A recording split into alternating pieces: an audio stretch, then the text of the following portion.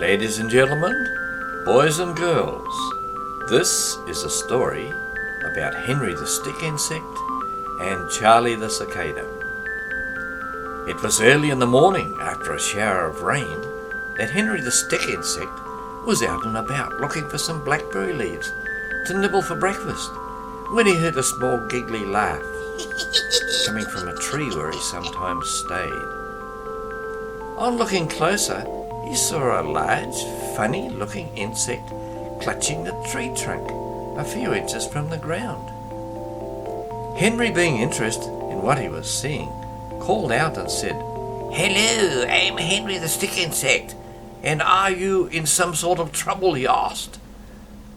"I'm Charlie the Cicada, and I'm trying to get out of my old skin, but it's not splitting like it's supposed to, and it's really tickling me," he said. "Can you see a zip or anything that needs undoing?" asked Charlie.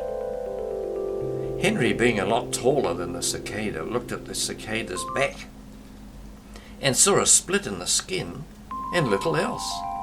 "No," he said, "there's no zip or anything, so you'll just have to struggle about until it splits a bit more."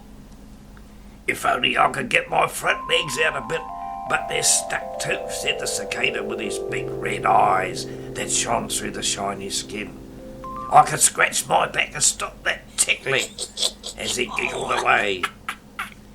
Henry thought for a moment and said, "Should I go and get my insect iPod radio player and give you a shot of rock and roll or twisty music to help loosen you up?"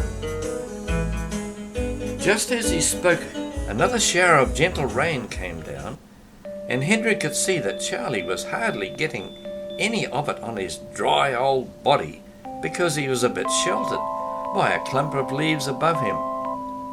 "Aha," says Henry, "I'll climb up above you and hold those leaves back, and the rain can soften your old skin."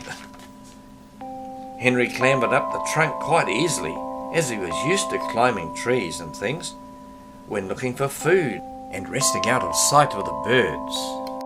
As he climbed amongst the leaves, he noticed that the rain was running down his long twig-like body and dripping like a tap. So he twisted his body so that all those drips were wetting the cicada all over. "That's great," shouted Charlie the Cicada. "My skin's getting nice and soft, and I can feel my legs getting loose." Suddenly there was a series of pops as the cicada was able to climb out of its floppy shell that was left still hugging the tree trunk. Charlie climbed down onto the ground, and Henry scuttled off the leaves to join him under the tree and out of the rain. "Thanks for dripping that rainwater on me," says Charlie, "'cause without it I'd still be stuck in my old skin." Charlie was moving his legs and flicking his wings about, getting rid of his stiffness while being stuck in his old dry skin. "I must say," said Charlie, "you do look quite strange to me, as you're the first insect I've seen in 13 years. As I've been underground for all that time, sucking juices from roots of trees and plants.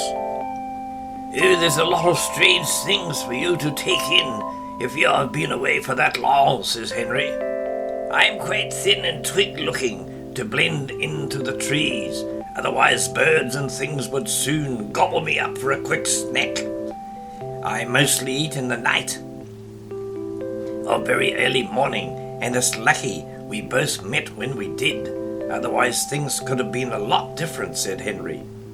"Well," says Charlie as he gave his wings a few revs, "the rain has stopped and I should soon be off to see the wonderful sights and get my drums going to attract a nice lady cicada to mate with so she can lay her eggs for the next generation.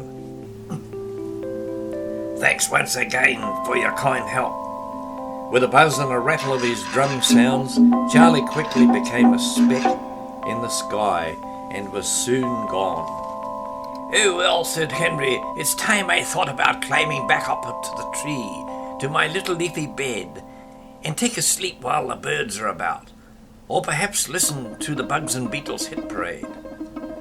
So when you see an empty cicada shell clinging to the tree, remember it took many years of eating funny things underground for a cicada to grow up. So eating up your nice vegetables has got to be all good for you. So cheerio until the next story.